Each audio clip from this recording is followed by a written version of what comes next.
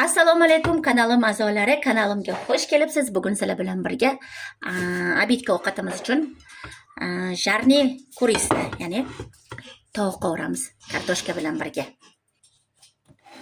Oldindan yuvib tozalab olingan tovuqimizni mayda bo'laklarga bo'lib olamiz.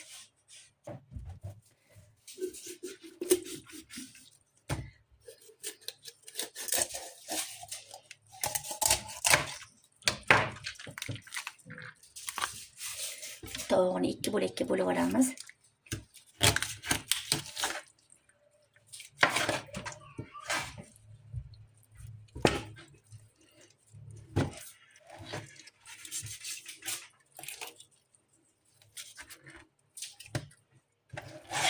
Yeyishga qulay qilib to'g'rab olamiz.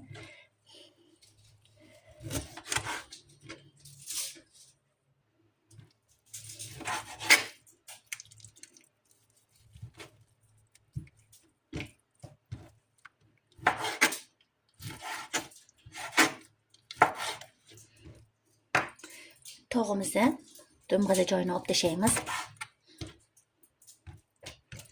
Bu yog'ini to'g'rab olamiz.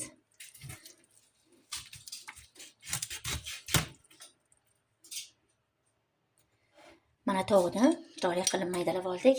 Endi 3 dona tozalab olingan chesnogimizni, chesnok ezgichimizdan maydalab, chiqazib marinovka qilib olamiz.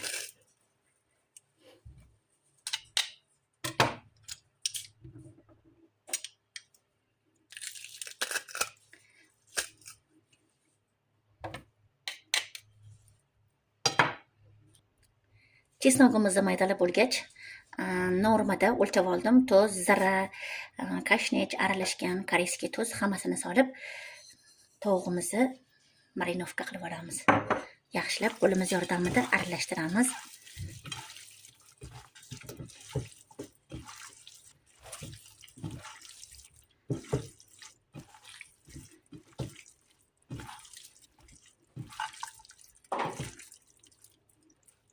Va 1 soatga xolodilnikka solib, tuzlari singishguncha xolodilnikka qo'yib qo'yamiz 1 soatda.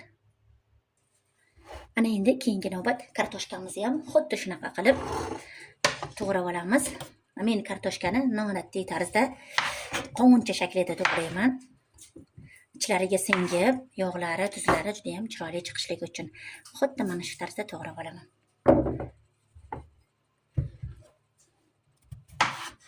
Kartoshkani katta-kichikligiga qaraysizlar shakliga.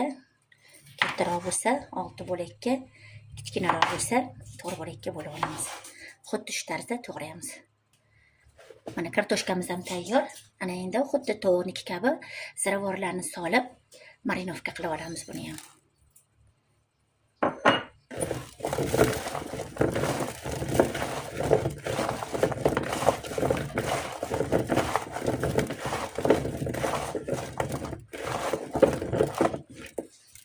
Mana kartoshkamizni ham 1 soatga tuzlari singishguncha xolodilnikimizga qo'yib qo'yamiz. E'tibor berasizlar. Go'shtga chesnok qo'shganim uchun kartoshkaga chesnok solmadim. Shunchaki ziravorlar bilan marinovka qildim xolos. Oldindan qizib turgan yog'imizga marinovka qilib olgan kartoshkamizni solib qovurib olamiz.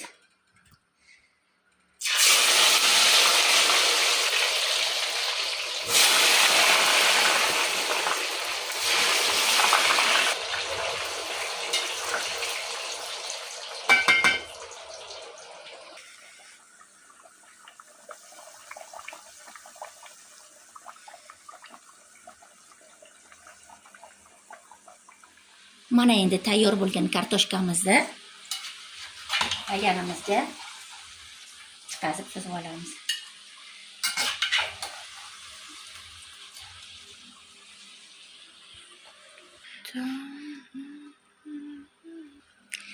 Endi o'sha qizib turgan yog'imizga marinovka qilingan go'shtni ham solib qovurib olamiz.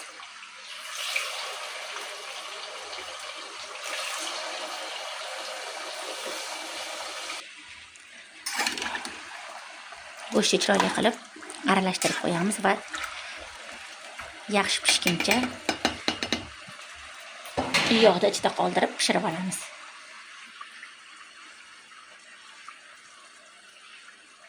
Mana pishib tayyor bo'lgan go'shtlarimiz ustiga qovurilgan kartoshkamizni solib 5 daqiqa dimlab qo'yamiz.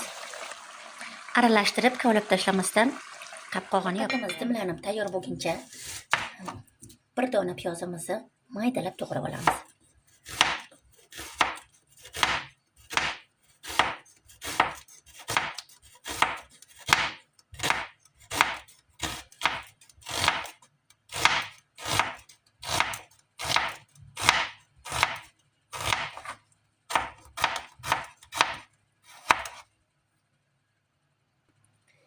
Ozgina shotni ham maydalab to'g'rab olamiz.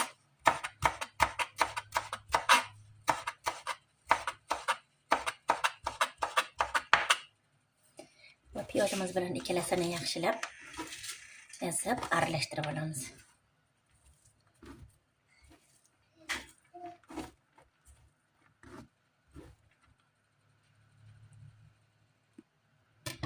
Mana piyozimiz tayyor. Mana 5 daqiqadan keyin ovqatimiz tayyor bo'ldi. Ovqatimizni kattaroqlaganimizga chiroyli qilib sizib dasturxonimizga tortamiz.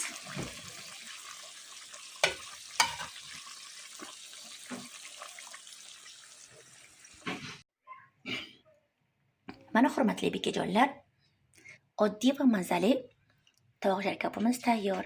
Albatta sizlarga ham tayyorlab ko'rishlarini tavsiya qilaman. Juda ham mazali chiqadi. Endi bunga oldindan to'g'rab qo'ygan piyozimizni solib bezatib olamiz.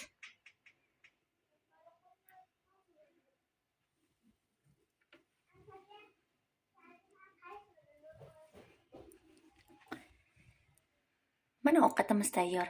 Donajonlar, kelinglar ovqatga. Barchangizga yoqimli ishtaha.